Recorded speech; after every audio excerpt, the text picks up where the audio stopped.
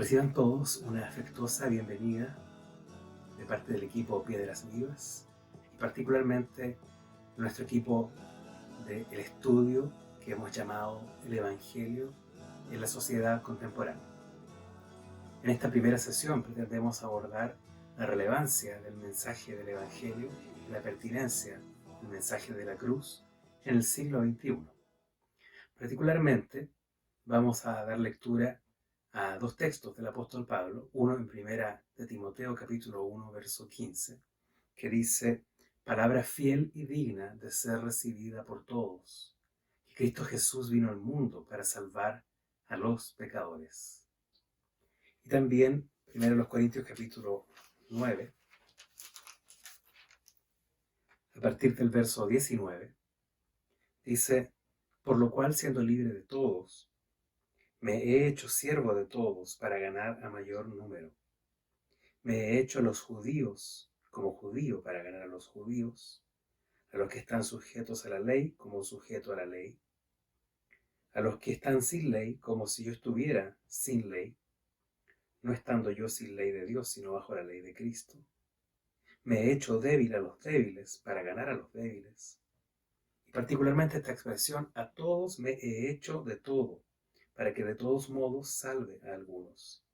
Y esto hago por causa del Evangelio, para hacerme copartícipe de él. En el primer texto que Pablo le escribe a Timoteo, él está afirmando la contundencia del mensaje del Evangelio, palabra fiel y digna de ser recibida por todos. En cuanto a la fidelidad de esta palabra, él quiere decir que es un mensaje que no defrauda, es un mensaje meritorio, de tal manera que requiere la atención de todo oído y corazón humano. Y cuando habla de la dignidad de esta palabra, él se refiere a que es un mensaje armónico, coherente. Él puede interpretar fielmente el corazón de Dios y también el corazón de los hombres. Es un mensaje que permite el punto de encuentro o de armonía entre Dios y los hombres, de manera que, por medio de la cruz, existe una verdadera relación entre el cielo y la tierra. A pesar de eso, cuando nosotros compartimos el mensaje del Evangelio, aún a las generaciones más jóvenes, nos damos cuenta que existe una dificultad en hacerlo comprensible o de alguna manera traerlo con una característica significativa hacia el oído y la mente de aquellos que nos oyen.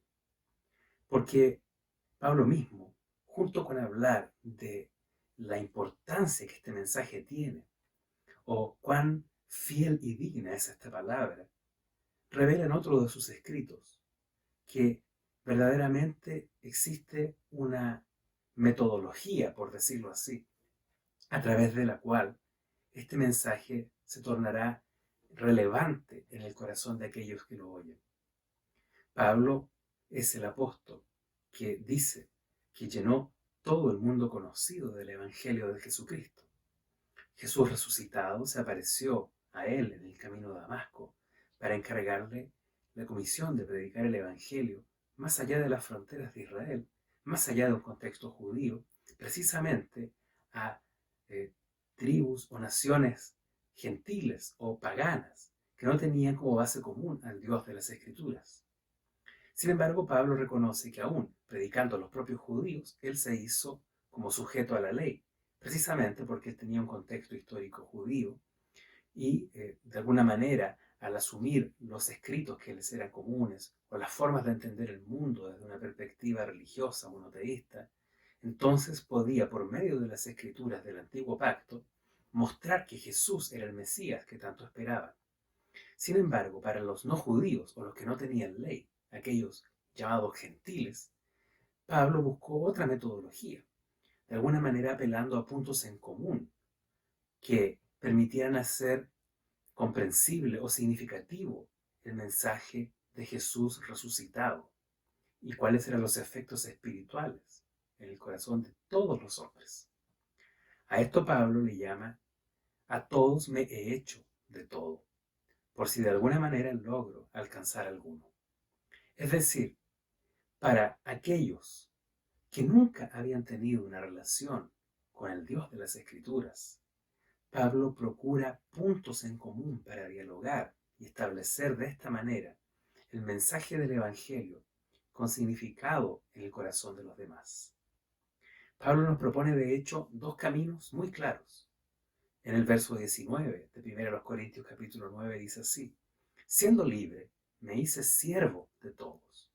Es decir, el camino del servicio, de poder verdaderamente esforzarse para que otros puedan recibir vida o bien. Y este esfuerzo, en una última instancia, en el mismo texto, está reflejado en otro principio, en el verso 22. A todos me he hecho de todo, es decir, me identifico con todos a tal punto que yo vivo de sus mismas experiencias, participo de elementos culturales comunes, si fuese posible, para hacerme comprensible. Y esto lo hago, dice Pablo, para hacerme copartícipe del Evangelio. Quisiera también destacar esa expresión, coparticipación, porque significa que el Evangelio participa en el corazón del hombre. ¿En qué sentido? Dios mismo se hace presente cuando el Evangelio es predicado, y el hombre comprende el Evangelio a partir de las experiencias que Dios permitió que viviera hasta el momento de oír la palabra del Evangelio. De manera que el mensaje se hace pertinente o auténtico o actualizado a las situaciones que el corazón del hombre, independiente de cualquier trasfondo cultural, pueda estar viviendo. ¿Por qué? Dios verdaderamente participa en el corazón del hombre. Pero lo que nos dice Pablo es que también el mensajero, es decir, aquel que predica el Evangelio, tiene una coparticipación, es decir, ocupará todas sus fuerzas para que de alguna manera, en la medida de lo posible, Él se haga comprensible y cercano al corazón de aquellos que están oyendo el mensaje. Quisiera comentarte que en la generación que nos toca vivir, estamos verdaderamente en una suerte de un conflicto de cosmovisiones. Y quisiera también traer este aspecto o esta palabra sobre la mesa para que podamos definirla y podamos comprender a qué me refiero con cosmovisión. Cosmovisión es la manera que los hombres tienen de ver e interpretar el mundo a su alrededor. Toda cosmovisión debe responder al menos 4 preguntas fundamentales de la estructura interna humana. En primer lugar, origen, es decir, ¿de dónde vinimos? En segundo lugar, sentido, es decir, ¿para qué estamos aquí? En tercer lugar, moralidad, es decir, ¿qué es lo bueno si es que hay algo bueno? Y en cuarto lugar, destino, ¿hacia dónde vamos? Particularmente el Evangelio responde de manera contundente estas 4 preguntas a la luz de la persona y la obra de Cristo Jesús. Y toda otra cosmovisión o forma de entender el mundo se aproxima a estas preguntas de manera parcial o de ninguna manera contundente. Cada una de las cosmovisiones tocan de manera tangencial estas preguntas y se ven desafiadas delante de la contundencia del Evangelio mismo. Por lo tanto, cuando nosotros vamos a conversar y presentar la palabra del Evangelio, debemos también comprender que la manera que otros piensan entrará de alguna forma en conflicto. Pero nosotros no somos agentes de conflicto, ni vamos tampoco a contraargumentar hasta separarnos de la persona, sino que procuraremos buscar puntos en común para poder dialogar. Particularmente, Pablo habla de aquí de los judíos, que tenían una forma cultural, religiosa y una historia como nación en torno al Dios de las Escrituras, que era una cosmovisión que Pablo comprendía muy bien.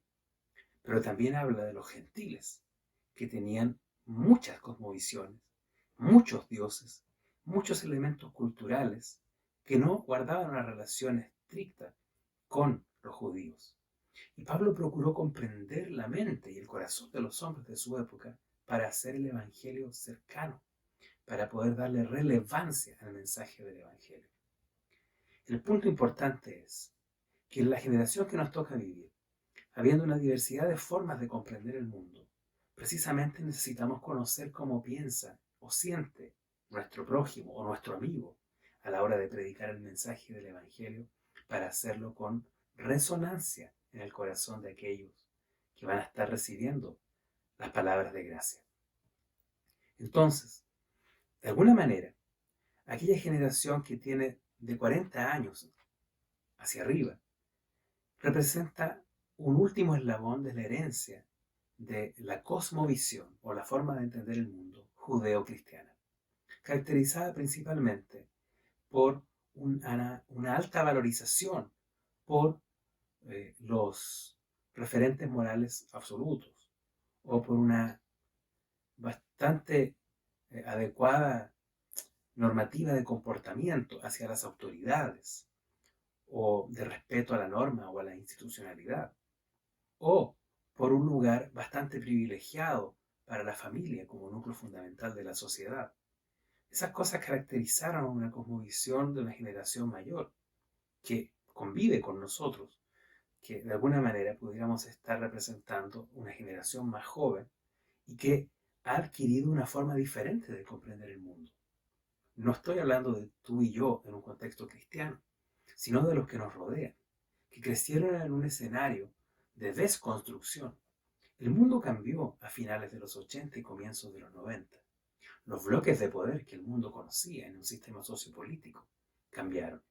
Los avances de la tecnología permitieron que todo lo que ocurría en una parte del mundo tuviese sus repercusiones en otro extremo. Por lo mismo, las ideologías impuestas desde los medios de comunicación tuvieron el poder de modelar la forma de pensar de las generaciones más nuevas. Y se estableció que lo material, lo natural, lo, entre comillas, científico, era la última palabra y el fin de todas las cosas. Como también se estableció que lo que yo siento es lo que me define. Y eso es lo que de alguna forma mueve a la generación más joven. En ese contexto particular y resumidamente hablando, ¿qué lugar tiene Dios para el corazón de los más jóvenes? Permíteme colocarte otro antecedente. En un estudio de la Pontificia Universidad Católica que analiza en perspectiva la evolución espiritual de los chilenos entre el 2007 y el 2017, se puede observar el crecimiento en 5 puntos porcentuales de la población no creyente, ya sean estos agnósticos o ateos, y una disminución gradual de la población católica y protestante. Es muy interesante.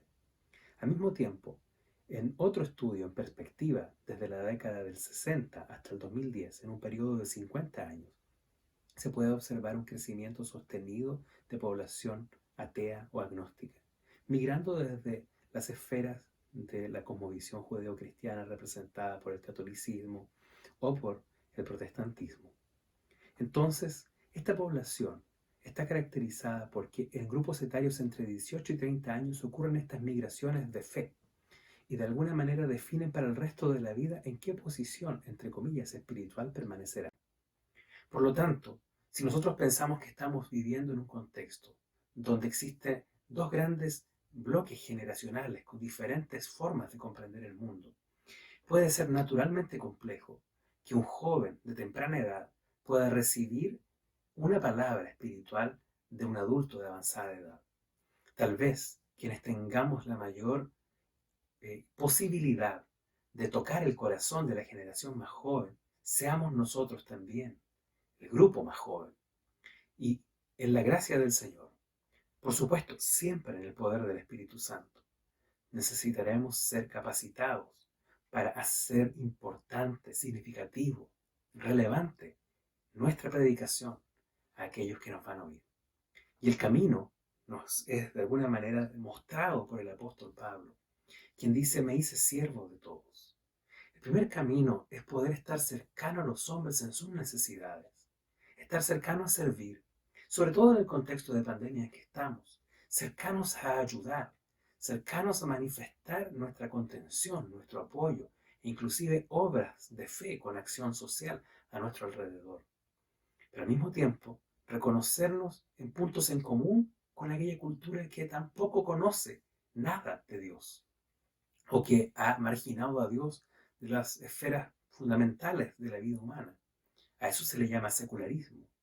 Los adolescentes o jóvenes de nuestra generación crecieron bajo ese pensamiento secular y de alguna manera no es el Dios de las Escrituras, no es el Dios de la espiritualidad, aquel que verdaderamente está teniendo importancia en sus corazones. Más bien es una referencia de una historia arcaica, antigua, que no tiene resonancia presente. Eso es lo que es Dios para ellos, en muchos de los casos. Para nosotros está el desafío de volver a darle importancia, según nos hacemos cercanos por medio de relaciones con otros, manifestando el amor y la gracia que el Señor nos ha dado para poder tocar otros corazones. Ahora, dicho esto como contexto, quisiera también proponer lo siguiente.